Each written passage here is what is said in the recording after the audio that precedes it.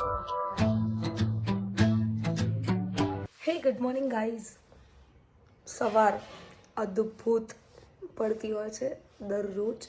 ચાની હાજરી હોય, સૂરજ દાદા હોય અને આકાશમાં પક્ષીઓ અને એમનો કલરો. ખરેખર શિયાળાની અદ્ભુત સવારની જો વ્યાખ્યા હોય ને તો એ આ છે.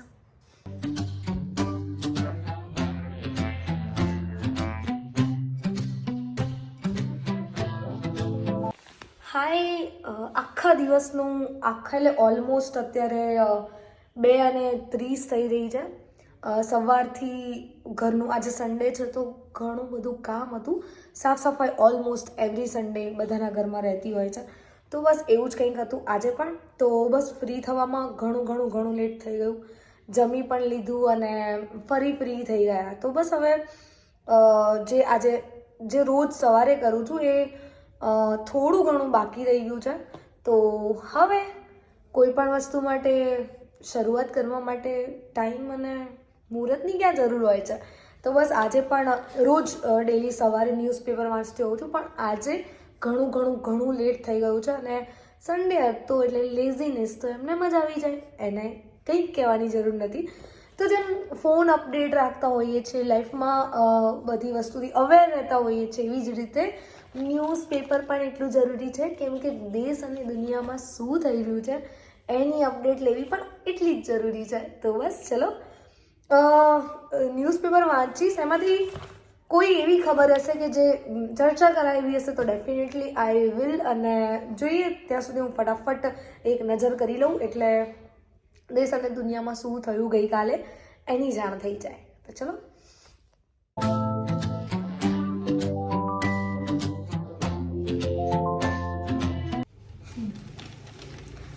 ન્યૂઝપેપરમાં મોસ્ટલી નેગેટિવ ન્યૂઝ વધારે હોય અને પોઝિટિવ ઓછા એવું બની શકે છે ઘણીવાર. પણ આ બધાની વચ્ચે જ્યારે અહીંયા એક કોલમમાં જે જોક્સ આપેલા હોય ને એ વાંચે ને તો જેટલી પણ મગજ ઉપર નેગેટિવિટીની થોડી ઘણી અસર થઈ હોય ને બધી 1 મિનિટમાં જતી રહે. તો આ 3 જોક્સમાંથી એક જોક્સ બહુ જ મસ્ત છે, હું કહું તમને. મહિલા એવું કહે છે કે ડૉક્ટર સાહેબ, મારા પતિ ઊંઘમાં પણ વાતો કરે છે, હું શું કરું? તો ડૉક્ટર એમ કહે છે, તમે કંઈ ના કરો બેન, બસ તેમને દિવસે પણ બોલવાનો મોકો આપો.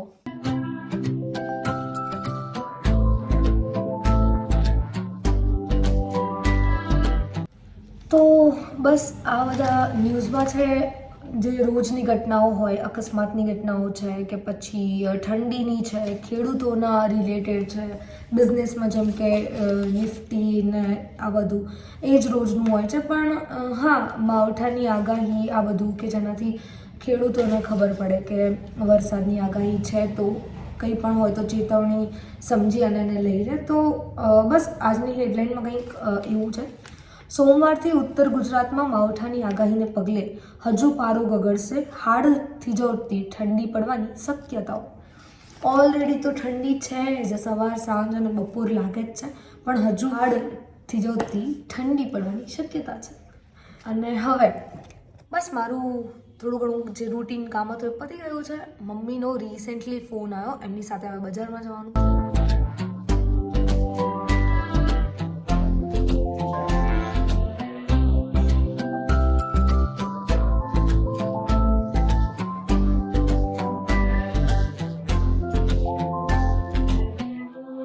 તો ગાઈઝ અત્યારે વાગી રહ્યા છે 9:30 રાતના.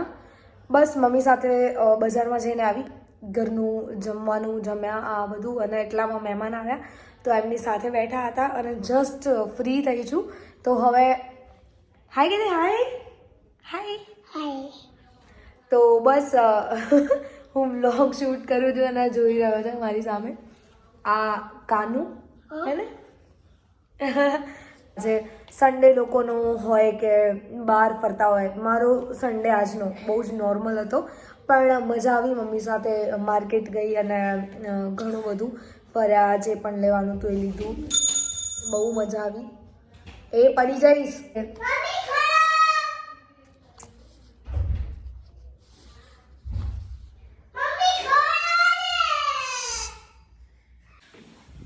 સોરી. કરી, થોડું ઘણું ચાલતું રહે જ્યારે ઘરમાં નાનું બાળક આવ્યું હોય ત્યારે. વ્લોગનો એન્ડ એક આરજે હર્ષની લખેલી વાતથી કરીશ કે થોડો આરામ પણ કમાઈ લો. આ ઈચ્છાઓ તો ક્યારે પૂરી નથી થવાની. આઈ હોપ કે તમને વ્લોગ આજનો ગમ્યો હશે. તો બસ હવે હું આ વ્લોગનું એડિટિંગ કરીશ. Stay tune and keep signing with phone Jogi Krishna. Bye bye.